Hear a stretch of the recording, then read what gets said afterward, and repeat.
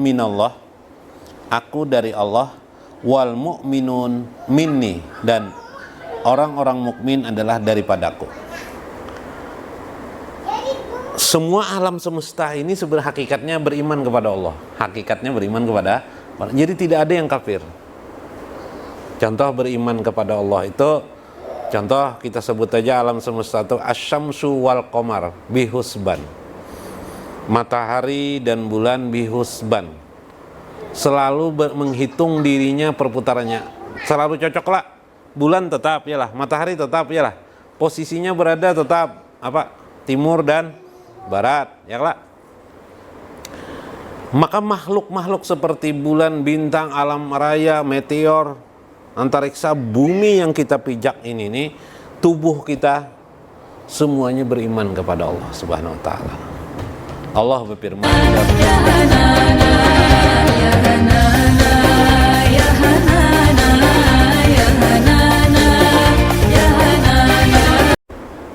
Assalamualaikum warahmatullahi wabarakatuh.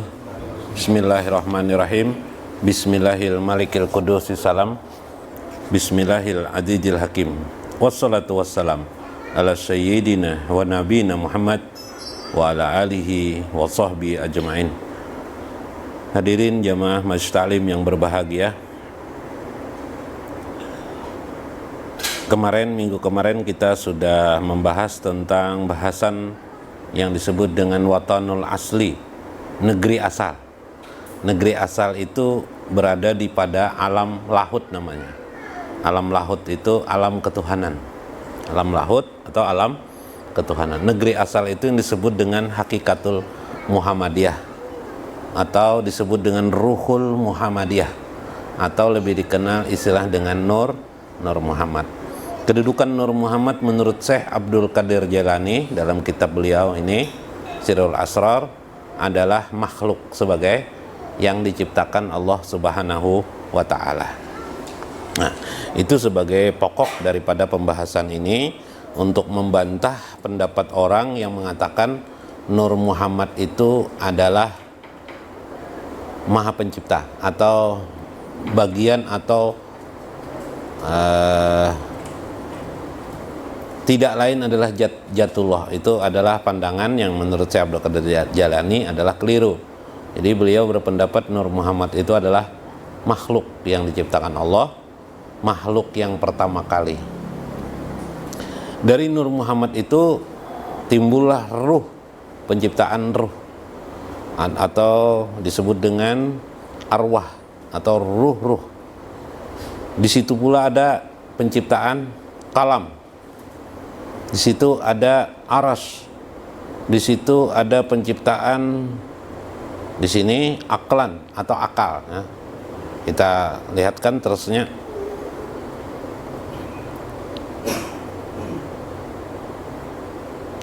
Ada kalam, ada akal. Kemudian kata beliau, kita sampaikan lagi pendapat beliau. Annal ilma syababul lahu fi alamil huruf parruhul Muhammadiyah khulasatahu. Maka semua yang kita sebut-sebut tadi, kata Syekh Abdul Qadir Jailani, terkumpul pada alam huruf, ya, pada alam huruf yang bila itu dihurufkan namanya adalah ruhul Muhammadiyah atau hakikatul Muhammadiyah atau disebut juga dengan Nur Muhammad sebagai simpulan akhir makna kata. Sebagai tambahan, Nur Muhammad itu bisa dipahami sebagai ruh, bisa dipahami sebagai sesuatu benda, bisa dipahami sebagai yang sering diistilahkan cahaya karena dia disebut dengan nur. Nur itu berarti cahaya. Muhammadiyah itu artinya yang terpuji. Jadi secara leksikal atau secara model lain adalah kebahasaan, Nur Muhammad itu artinya nur yang terpuji. Kenapa dia nur terpuji? Karena setelah diciptakan itu dia berzikir. Nah, dia beribadah kepada Allah Subhanahu wa taala. Nah, itu kisahnya. Jadi waktu itu dia berzikir. Beribadah aja taunya dia. Beribadah itulah yang menjadikan dia terpuji sesuai dengan namanya. Yalah, ada orang namanya Saleh tapi gawiannya menyalah, cocok lah? Ada cocok? Ya lah. Soleh itu seharusnya pekerjaannya selalu perbuatannya soleh. Kalau ini sesuai, namanya Nur Muhammad, pekerjaannya memuji beribadah kepada Allah Subhanahu wa taala. Nah, itu maksudnya. Wal awalu pihal kainat, maka di dalamnya juga ada terciptalah daripada Nur Muhammad itu kainat. Kainat itu bermacam ragam benda-benda yang terjadi di alam ini, yang pada asalnya di alam lahut, kemudian kepada alam jabarut atau alam sultan, alam malakut, kemudian sampai kepada alam arwah. Nah, itu tingkatan sisi yang lain ya. Kama qala alaihi salatu wassalam, ana minallah wal mu'minun minni wa khalaqallahul arwah kulluha minhu. Nah, ini sini. Sebagaimana Nabi pernah bersabda, ana minallah, aku dari Allah, wal mu'minun minni, dan orang-orang mukmin adalah daripadaku. Semua alam semesta ini sebenarnya hakikatnya beriman kepada Allah. Hakikatnya beriman kepada, jadi tidak ada yang kafir. Contoh beriman kepada Allah itu, contoh kita sebut aja alam semesta itu asyamsu wal qamar bihusban. Matahari dan bulan bihusban. Selalu menghitung dirinya perputarannya. Selalu cocok lah. Bulan tetap yalah, matahari tetap yalah. Posisinya berada tetap apa? Timur dan barat, ya lah. Maka makhluk-makhluk seperti bulan, bintang, alam raya, meteor, antariksa, bumi yang kita pijak ini nih, tubuh kita semuanya beriman kepada Allah Subhanahu wa taala. Allah berfirman di dalam Al-Qur'an, bukti keimanannya itu firman Allah. Kalau kita beragama ini apa buktinya, Jar? Kadang-kadang logika tidak bisa jalan. Maka buktinya apa? Buktinya firman Allah. Yusabbihu lillahi ma fis samawati wa ma fil ardh. Bertasbihlah apa yang ada di langit dan di bumi. Jadi kalau ditanya orang, batu bertasbih enggak? Bertasbih. Apalagi rambut kita bertasbih enggak? Bertasbih. Tubuh kita bertasbih enggak? Bertasbih. Mulut kita bertasbih enggak? Bertasbih. Apalagi gigi kita bertasbih enggak? Bertasbih. Jangankan gigi, batu aja bertasbih. Timpakul mah bertasbih lah. Bertasbih juga timpakul tuh. Ongot-ongotnya bagaimana di batang tuh bertasbih. Kita yang tidak tahu ucapan mereka. Nah, bagi orang yang bisa masuk ke alam arwah atau alam ruh hewan-hewan itu, mereka akan mengerti tasbih mereka. Sama kalau hendak komunikasi dengan orang yang sudah meninggal dunia, yang kita sebut dengan meninggal dunia, mereka berada di alam mana? Alam ruh, alam arwah. Kalau Anda ingin berkomunikasi dengan mereka, masuklah ke alam ruh. Kalau Anda terhubung dengan Nabi, kemana? Ke alam mana? Nabi berada di mana? Alam ruh. Maka komunikasinya kita harus masuk ke alam ruh. Kapan kita berada di alam ruh? Antara lain pada saat kita sembahyang. Adzan sembahyang, khusyuk kalau kita, Allahu Akbar. Nah, kunci sepeda motor teh itu di bawah ranjang kok andak. Nah, asalnya itu mencari di mana kunci jar ya lah. Ada dapat kunci nih. Mbah sembahyang, Isa Allah Akbar. Hanya bertakbir, keingat terbayang di muka kita apa? Kunci sepeda motor di bawah tilam.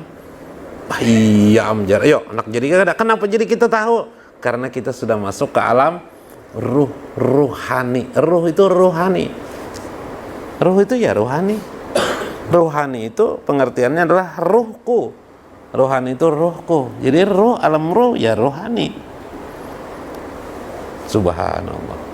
Jadi untuk tahu nang macam-macam di alam ruhani. Nah, makanya disebut Nabi SAW di dalam hadis, as-salatu mi'rajul mukmin. Salat itu mi'rajnya orang beriman. Nah, karena kepanjangan kisah itu tuh lah gitu terus.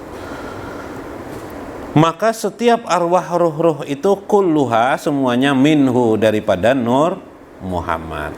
Fi alamil lahud dalam alam lahud wa fi ahsani taqwim. Yakni yang Allah ciptakan secara sempurna. Firman Tuhan laqad khalaqnal insana fi ahsani taqwim. Al hakiki secara hakiki. Wahwa al-watanul asli, itulah yang disebut dengan negeri asal. Palamma manakalanya kepadanya alaiha arba'ata alafin sanatin. Jadi dia bertasbih, bertahmid, bertahlil kepada Allah selama 4.000 tahun lamanya, 4.000 tahun. Khalaqal arasi dengan penciptaan aras min nuri aini Muhammadin sallallahu alaihi wasallam, daripada nur ain Muhammad sallallahu alaihi wasallam. Cikal bakal nama Muhammad itulah dijadikan seorang nabi nantinya, Nabi Muhammad sallallahu alaihi wasallam. Makanya Nabi Muhammad itu orang yang terpuji. Orang kafir hendak mencela Nabi. Mana jar si Majnun tuh jar. Majnun tuh orang gila. Mana orang gila sini aja orang kafir kan. Siapa yang kamu sama maksud Majnun tuh? Itu nang Muhammad tuh. Hah? Muhammad bisa Majnun lah. Maka Muhammad tuh artinya apa? Terpuji. Jangan pakai bahasa Indonesia Bang. Masa orang terpuji ikam sambat orang gila? Nggak, itulah, paham lah. Bertentangan dengan namanya. Jadi kalau namanya orang Arab tuh kalau kita Indonesia Muhammad ya Muhammad ya kan. Kalau orang Arab arti Muhammad itu adalah orang yang terpuji, disambat Majnun, cocok lah, ada cocok. Nah itu kisahnya. Terus singkat cerita, terjadinya kainat-kainat bermacam ragam. Kemudian masuklah kainat-kainat itu adalah ruh, terciptanya ruh. Ruh itu belakangan dimasukkan Allah ke dalam jasad manusia. Rupanya keasikan di jasad manusia. Ada anak lagi bubulik. Ya timbul, nang kayak kita ini mencongkong. Ya lah, keasikan ruh itu di alam dunia ini. Maka akhirnya ruh ini juga suka dengan dunia. Yalah. Ya kalau suka lah. Yuk. Contoh, tenang hati. Yalah. Duduk. Apa yang bersifat duniawi ya? Dunia apa dan? Apa contohnya? Hah? Bapak? Dugem. Nah, dunia gemerlap. Dugem, dunia gemerlap. Ketujuh kelak. Wah, tenang, ngeteler-teler, tenang. Antongnya kehimungan itu tawa-tawa ya lah. Wah, ruhnya ketujuh juga.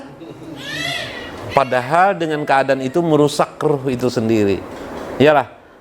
Bagaimana kita mengajarkan ruh kita ini kembali ke asalnya?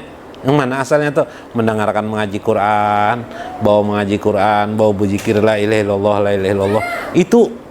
Itu asal dari ruh tuh di situ sebenarnya, kesenangannya aslinya di situ sebenarnya.